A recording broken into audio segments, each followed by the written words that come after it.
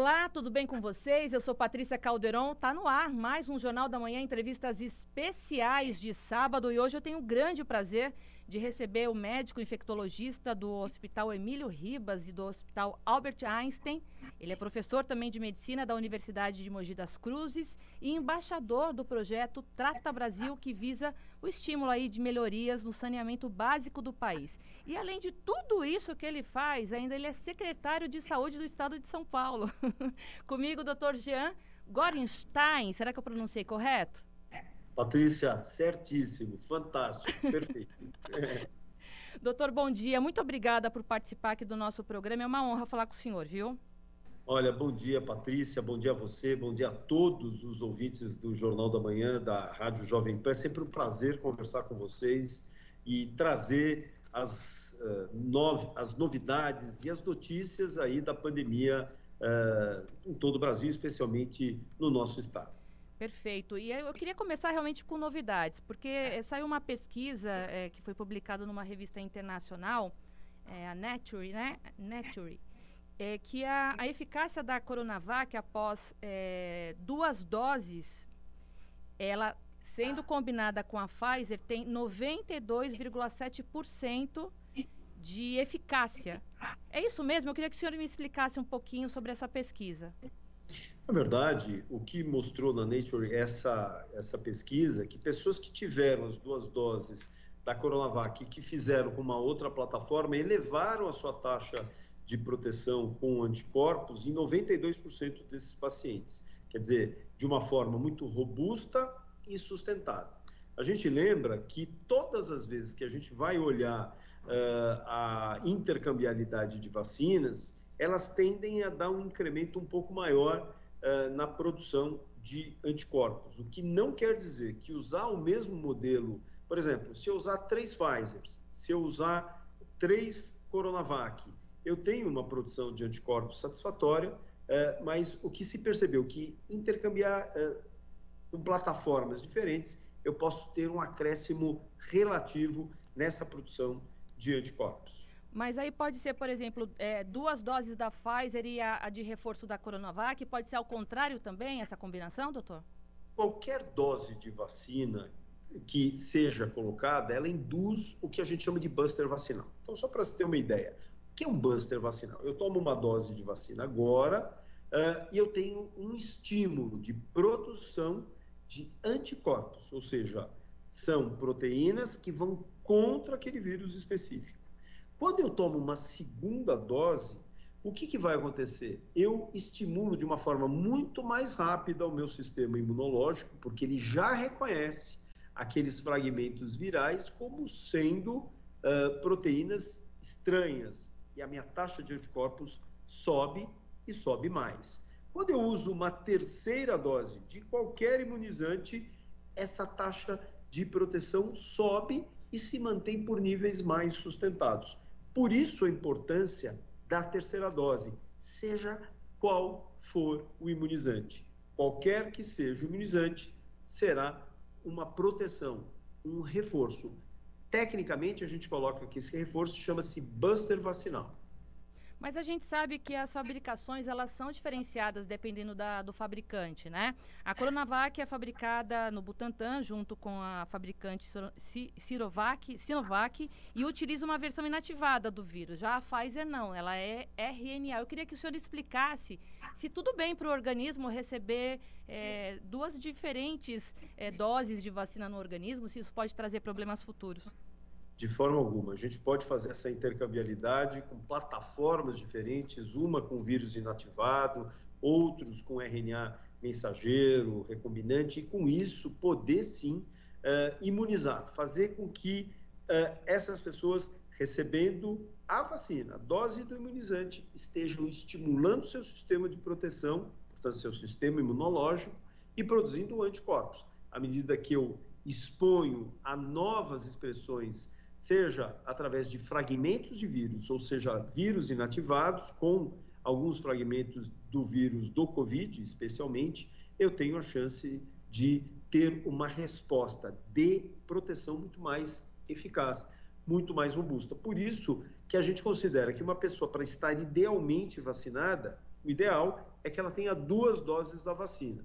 Quando a gente está falando agora da variante Ômicron, a gente deseja, e é por isso que a gente amplia para doses de reforço, que passariam a ser uma 3ª dose para aqueles que tomaram os imunizantes da Pfizer e da Coronavac, ou uma 2ª dose, portanto, uma dose de reforço para quem fez com a dose do imunizante da Janssen como forma de proteção. Secretário, o governador João Dória, ele cogitou a possibilidade aí de uma 4ª dose, né?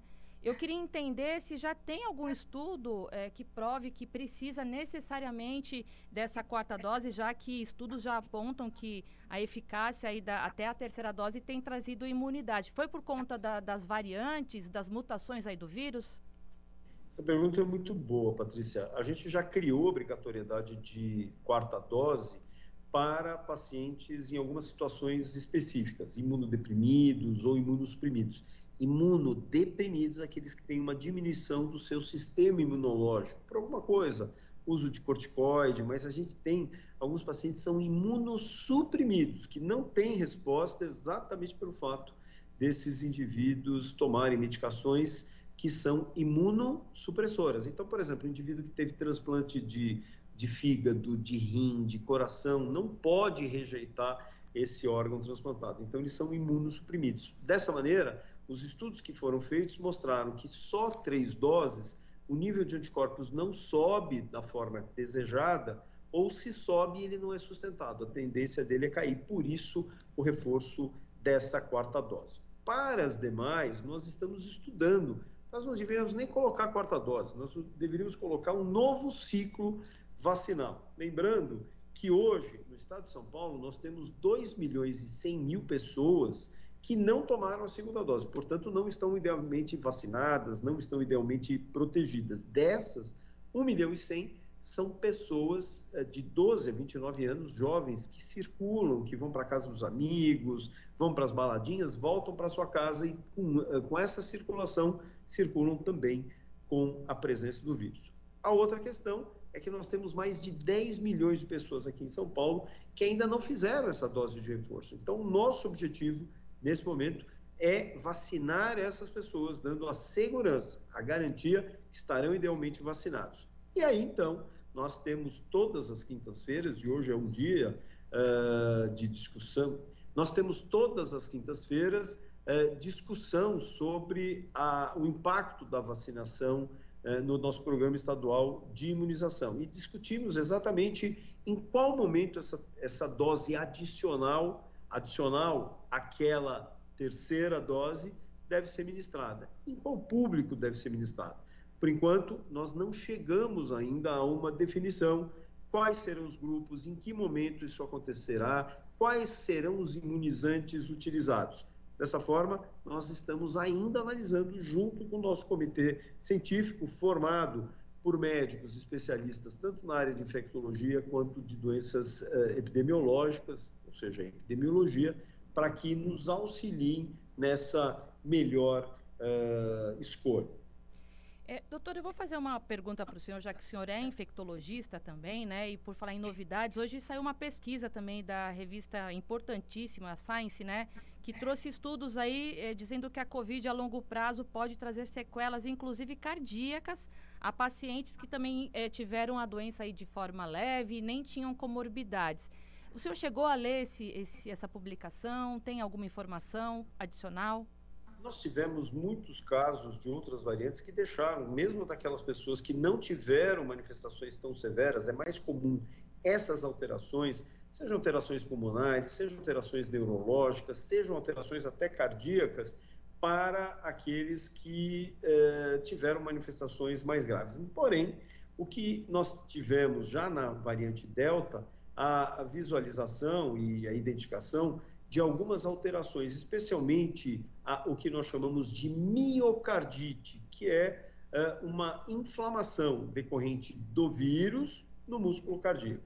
À medida que ele passa a acontecer, ele faz com que o coração perca a força na sua contração. Quando ele contrai menos sangue é ejetado, é eliminado do coração para nutrir os outros tecidos. é o que nós chamamos de insuficiência cardíaca. Ele se torna insuficiente para manter esse bombeamento. Então, nós temos visto num percentual relativamente grande em relação àquilo que nós víamos em outros quadros virais, mas seguramente com menos frequência do que nós víamos essas miocardites em relação aos outros subtipos da Covid.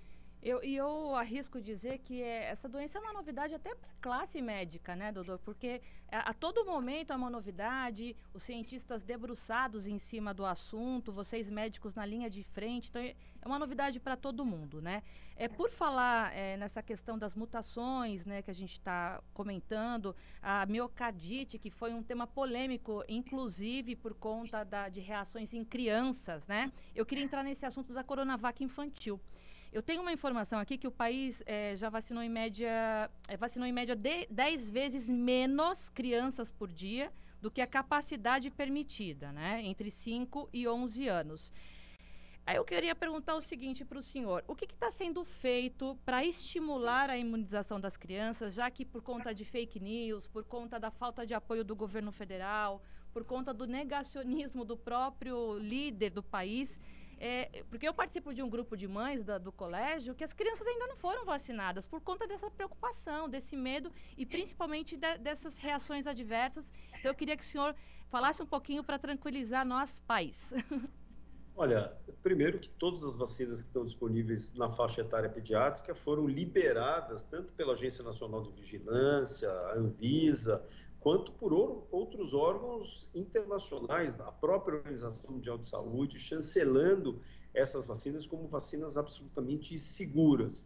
Mais de 16 países se utilizam dessas vacinas, incluindo o Brasil, e dessa maneira nós temos o que nós chamamos de eficiência, não é eficácia. A eficácia das vacinas a gente via nos trabalhos científicos, a eficiência na vida real, com a vacinação de um grande contingente de crianças na faixa de 5 até 17 anos, mostrando que essas vacinas são absolutamente seguras e eficazes. A gente está falando de miocardite, por exemplo, decorrente de vacinas, a chance de uma criança ou mesmo um adulto terem uma miocardite pelo vírus selvagem, que a gente chama que é o vírus que está aí circulando nas ruas, nas baladinhas, nos meios sociais, ele tem a chance de trazer o risco de 10 vezes mais miocardite do que propriamente a própria vacina. Então, é algo que nós temos que entender. Felizmente, no estado de São Paulo, nós estamos tendo um case de sucesso nas vacinações, temos 54% da nossa população elegível, acima de 5 anos, imunizada, protegida. Isso faz com que nós tenhamos mais de 2 milhões de crianças vacinadas, ou seja, é um sinal de proteção. Nós temos mais de 5.200 postos de vacinação em todos os 645 municípios do estado, e ao mesmo tempo que nós temos isso, temos o apoio de mais 380 escolas. Várias das escolas já imunizando seus alunos, em mais de 90% deles imunizados pelo menos com a primeira dose. Então isso é um sinônimo de que as pessoas realmente querem levar seus filhos, têm segurança da vacina. A vacina, ela protege, ela imuniza e faz com que as crianças possam retomar suas vidas, até porque nem todas, dependendo da sua faixa etária, a dificuldade até de utilização de máscaras acaba sendo muito grande e a vacina acaba sendo uma grande proteção para a Covid-19. Eu fiz uma listinha aqui, doutor, porque eu, como mãe, é claro que eu também fico com o meu coração apertado de tentar entender uma doença que é nova para todo mundo, né? Mas eu li que a Coronavac, ela é composta do hidróxido de alumínio, né? Que, inclusive, essa substância é utilizada em outras vacinas. Por aí a gente pode entender que é tranquilo vacinar, porque as crianças já receberam outras vacinas de outras doenças que também compunham essa substância, é isso? Sem dúvida, as dosagens hoje, elas são dosagens muito baixas, sem causar efeitos deletérios. Isso não pode ser um fator impeditivo de vacinação. olha o número de pessoas, de adultos e crianças que estão sendo vacinados em todo o planeta e nem por isso nós estamos identificando qualquer problema capaz de impedir a continuidade do processo vacinal. A gente falou sobre essa volta às aulas, né? O apoio de escolas, principalmente aí em São Paulo, que é a maior potência aqui do nosso país. Eu queria saber a opinião do senhor. Se o senhor é a favor da volta às aulas presencial, junto com essa Ômicron, que já está tendo já mutações aí da doença, já tem um caso em São Paulo, né, uma mutação da Ômicron. Eu queria a opinião do senhor. Na verdade, a gente aqui em São Paulo tem estratégias bastante importantes do ponto de vista de imunização e isso tem repercutido, inclusive, na diminuição do número de internações. Nós já estamos mais de 9 dias em queda das internações hospitalares em patamares de mais de 15%, mostrando que tanto enfermaria quanto UTI estamos internando menos. Saímos do pico dessa terceira onda, que acabou sendo no dia 29 de janeiro, e estamos com um controle bastante satisfatório, mostrando o quanto foi importante o impacto de vacinação se nós avaliarmos o número de pessoas, o número de casos que tivemos e os impactos no sistema de saúde, mostrando que a vacinação é a melhor forma e a forma ideal de proteção a todos. Quando nós olhamos a escola é um lugar absolutamente seguro e que nós chamamos um local que nós temos a condição de gerar, tanto através da obrigatoriedade do uso de máscaras, aqueles profissionais que cuidam das creches em crianças de 0 a 3 anos, além da própria máscara, o uso das máscaras acrílicas, a face shield é extremamente importante, a dispensação de álcool gel, e lembrando que essa obrigatoriedade de uso de máscara, só para retomar essa questão, é inclusive de dar máscaras para aqueles que não a tenham, fazendo então com que nós estejamos protegendo sim a nossa população. Por outro lado, todos os funcionários das escolas, sejam eles na sua linha direta, sejam professores, sejam a parte administrativa, ou sejam os terceirizados, como, por exemplo, limpeza, têm as 3 doses da vacina ministradas, então, portanto, também protegidos. E o acesso das escolas são acessos controlados através da aferição de temperatura, fora as orientações que são dadas para os pais no sentido de impedirem que estejam circulando na presença de sintomas gripais. Então, dessa forma, a vacinação ela é um dado a mais a todas essas estratégias de proteção a essas crianças, e nós temos que lembrar que as crianças, elas devem, se elas vão para o shopping, se elas vão para a praia, se elas vão para o cinema, a escola é o melhor lugar para que elas estejam, para que elas façam a sua convivência de uma forma muito mais satisfatória, voltem a desenvolver as suas habilidades e, com isso, com a proteção, nós poderemos estar devidamente seguros. E até para quem está em casa ouvindo a gente pela rádio, pelo podcast, pelo YouTube, o Dr. Jean é um dos maiores infectologistas do nosso país, super respeitado, mais de 3 décadas no Hospital Emílio Ribas, né, Dr. Jean? O Hospital Emílio Ribas é referência em doenças infectocontagiosas, né, em São Paulo. Então, tem toda uma vida aí dedicada ao assunto. Eu queria perguntar para o senhor, porque a cidade de São Paulo registrou aí o primeiro caso da BA2, né, que é uma subvariante já da Ômicron. Como que está sendo monitorado esse caso? Como que vocês descobriram? Como que essa subvariante ela se manifesta? Na verdade, Patrícia, nós já temos aqui no estado de São Paulo 3 pacientes que tiveram essa variante identificada, são pacientes que estão muito bem. Só para se ter uma ideia, 2 desses pacientes tiveram a sua identificação já no finalzinho do mês de dezembro.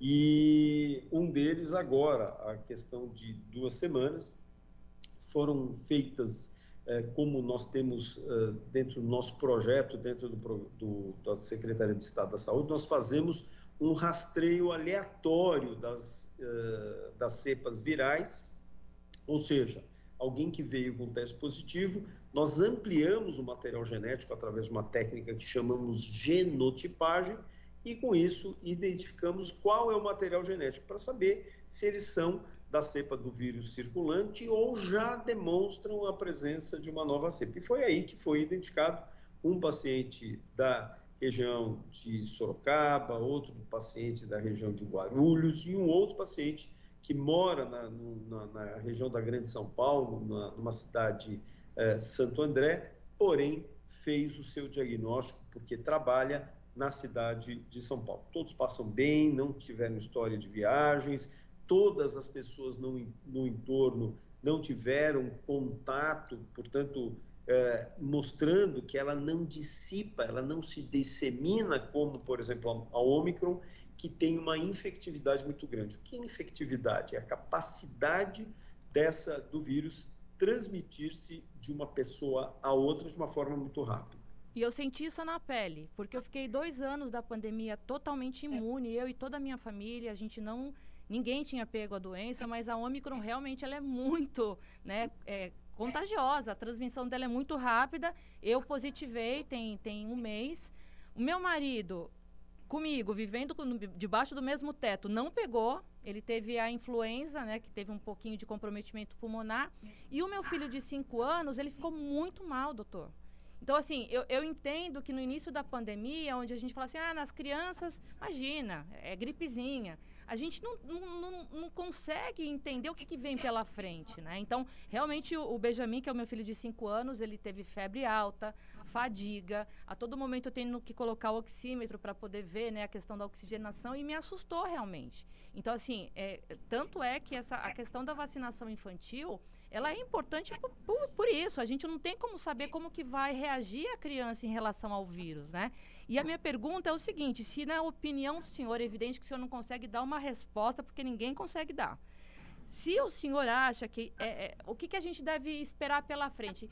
A vacinação contra a Covid vai entrar no calendário vacinal? Vai ser como se fosse vacinar contra hepatite, contra a gripe? Enfim, eu queria que o senhor desse uma opinião, um parâmetro, já que o senhor também é médico infectologista e conhece tudo sobre a doença. Pois é, Patrícia, quando nós, em junho do ano passado, falamos, olha, depois dessas 2 doses, a gente vai precisar fazer uma dose adicional, possivelmente a cada ano. Daí todo mundo batia os tambores, diziam, imagina, estão baseado em quê? Cadê os trabalhos?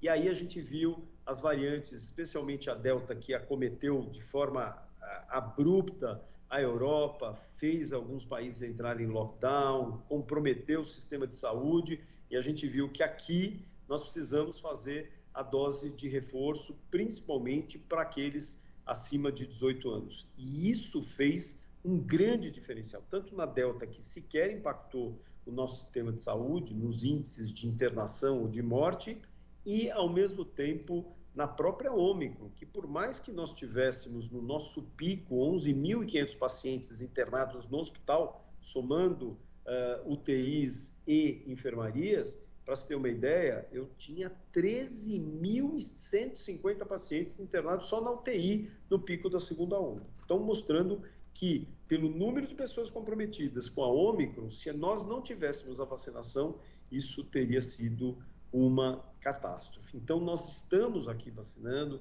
estamos com mais de 97% da população adulta com 2 doses da vacina, mostrando a sua proteção plena.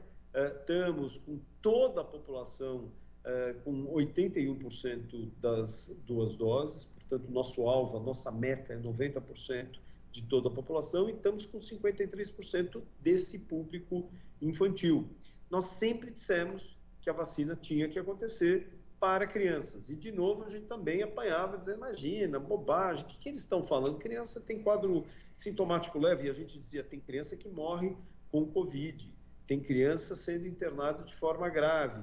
Então, hoje, a gente traz à tona e hoje se fala, vamos vacinar para crianças também. Então, era uma coisa que o Estado de São Paulo já falava, porque nós nos baseamos em outros vírus, dentro da própria ciência. Então, nada do que a gente está falando são achismos, são coisas que nós fazemos um paralelo com outros vírus virais e o seu impacto para a população, independente da faixa etária, mas especialmente idosos, crianças e imunossuprimidos, que pela sua imaturidade do sistema imunológico e o outro, pelo seu envelhecimento do seu sistema imunológico, respondem menos. Isso cria um ambiente muito favorável para o vírus, para formas muito mais agressivas. Então, eu não tenho dúvida que anualmente nós vamos ter que fazer um reforço de vacinação, assim como nós fazemos para outros vírus respiratórios, por exemplo, como a influenza, como o vírus da gripe. É fundamental que nós tenhamos, então, essa proteção, fazendo, então, aquilo que a gente chamou de buster vacinal, elevando, à medida que existe uma tendência de queda da minha quantidade de vírus, eu dou mais uma dose que reforça e mantém mais alguns meses, que podem ser 6 meses, 1 ano. Por isso que nós estamos acompanhando os trabalhos que estão sendo feitos lá fora, são eles que vão municiar as nossas estratégias aqui no Programa Estadual de Imunização do Estado de São Paulo. E pegando um gancho, doutor, eu vou finalizar esse primeiro bloco, o papo tá ótimo, olha como correu o tempo, foi rapidinho, mas eu já libero o senhor. Mas eu tenho uns números importantes aqui, dados do Ministério da Saúde, até para quem está ouvindo a gente, mostram que o número de crianças e adolescentes internados com Covid triplicou em janeiro deste ano, né, em relação ao mesmo mês do ano passado. Mais de 2.000 pessoas entre 0 e 19 anos foram hospitalizadas com sintomas graves da doença, tá? E para a mesma faixa etária do ano passado foram 697 casos, então também houve um aumento grande aí. E mortes foram 86 por Covid, entre o público de 0 a 19 anos, sendo que no mesmo período do ano passado, o número de óbitos era de 49. Então, é o que a gente estava conversando até agora, os indivíduos não vacinados da doença foram indivíduos que morreram ou que a doença veio de forma mais grave, e já está constatado que a Covid está aí entre as 10 principais causas de óbitos entre as pessoas de 5 a 11 anos, dados do Ministério da Saúde. Olha, só para ilustrar e colaborar com esses dados que você tem trazido, nós tivemos um incremento do dia 15 de novembro do ano passado até dia 17 de janeiro deste ano, 62% de aumento nas ocupações das UTIs pediátricas em decorrência da Covid, mostrando que, especialmente essa variante, traz mais um comprometimento das crianças com sintomas e algumas, infelizmente, evoluindo com sintomas muito mais graves, precisando de internações em unidades de terapia intensiva. Meu Deus do céu, é muito grave. A gente vai para um rápido intervalo, doutor Jean, mas fica aqui mais um pouquinho comigo, porque eu tenho tantas perguntas, inclusive aqui de ouvintes, então a gente precisa fazer. Eu sei que o senhor tem uma reunião com o governador daqui a pouquinho, mas eu já libero o senhor. Vamos rapidinho para o intervalo, eu estou de volta.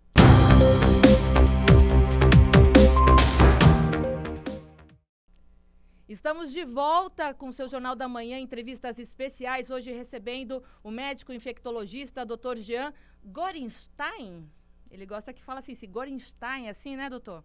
Ele que é secretário de saúde de um dos maiores estados aí do país, que é São Paulo. Doutor, São Paulo é a casa da Coronavac e o estado está liderando aí a campanha vacinal infantil, né? Isso mostra também uma grande disparidade aí em relação a outros estados, como Rondônia, Pará, Tocantins, com apenas, assim, inclusive Tocantins, com apenas 2,48% de crianças vacinadas. A pergunta que eu tenho para o senhor é a seguinte: o senhor acredita que, mais uma vez, o ritmo lento e a falta de doses aí, por conta da demora da liberação do governo federal em adquirir as vacinas, tem atrapalhado o esquema de vacinação nos estados e municípios? Sem dúvida nenhuma. Quer dizer, o governo federal ele tem que ter a responsabilidade. E a gente já viu que muitas são as vezes que ele não assume essa dianteira e coloca em risco a própria população. Então, felizmente, São Paulo sempre rebateu algumas posições do próprio Ministério, se antecipando na realização de algumas estratégias que são extremamente importantes. Estratégias que são seguidas pelos outros estados no sentido de garantir a proteção à vida através da imunização. Isso não é simplesmente uma charge política, isso é, na prática, ação de governo. Doutor, o presidente Jair Bolsonaro, ele já foi flagrado várias vezes tentando menosprezar, descredibilizar a Coronavac, né, por ser a vacina aí de São Paulo. O senhor acredita que já virou uma guerra política a questão do Butantan, Coronavac? Em que pé que está isso?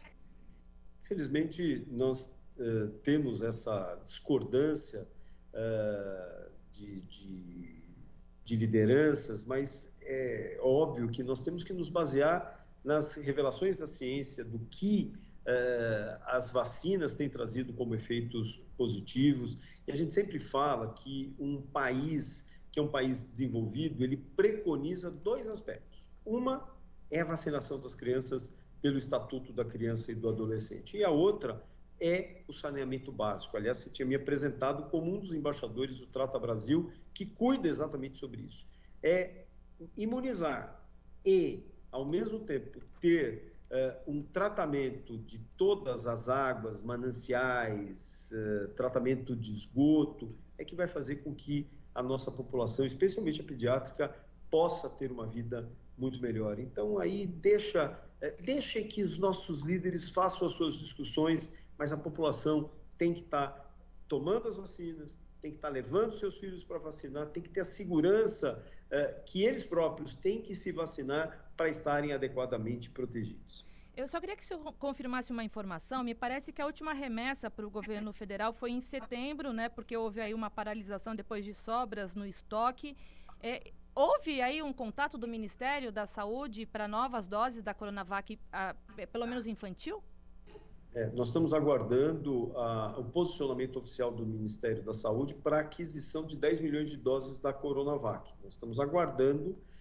Eles mostraram interesse, mas não finalizaram nenhuma ação comercial para aquisição desse produto para o Programa Nacional de Imunização. Mas as doses infantis?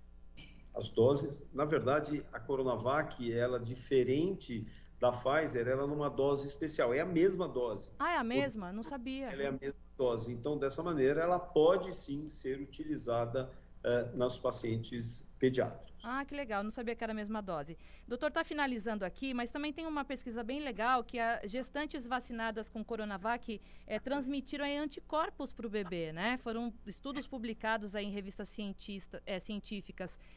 Isso é bacana, né? Nossa, isso é muito bom e isso é um paralelo que a gente faz com vacina da gripe em mulheres grávidas. Lembra que eu falei que alguns pacientes são pacientes especiais, os idosos, porque são envelhecidos, seu sistema imunológico, ou as crianças que ainda estão desenvolvendo seu sistema imunológico. A mulher grávida, ela naturalmente, durante a gestação, ela baixa a sua resposta até para não olhar o bebezinho como não sendo dela, e, enfim, como uma proteína estranha, como um corpo estranho, e destruindo o bebezinho. Então, ela baixa a sua imunidade. E aí é um problema.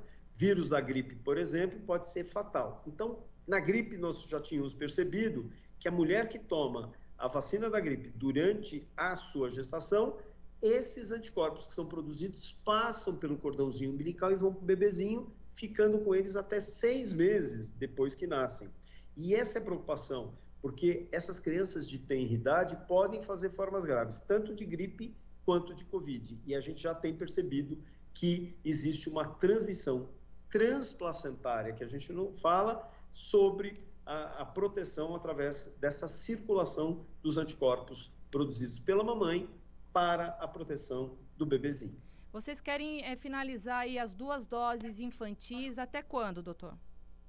Na verdade, nós estamos com quase 54% da população idealmente vacinada, precisamos completar isso. Nós tivemos um delay, nós tínhamos uma programação do dia 10 de fevereiro para encerrar esse ciclo, porque a gente estava com a possibilidade de 250 mil crianças serem vacinadas diariamente. Só que o que acontece? Muitas crianças tiveram Covid, e essas crianças foram encorajadas a pelo menos manter-se sem uso dessa primeira dose em 15 a 30 dias após essas manifestações clínicas. Por isso que a gente atrasou um pouquinho mais. Nós imaginamos que até a primeira quinzena de março nós tenhamos toda essa população devidamente imunizada com a primeira dose.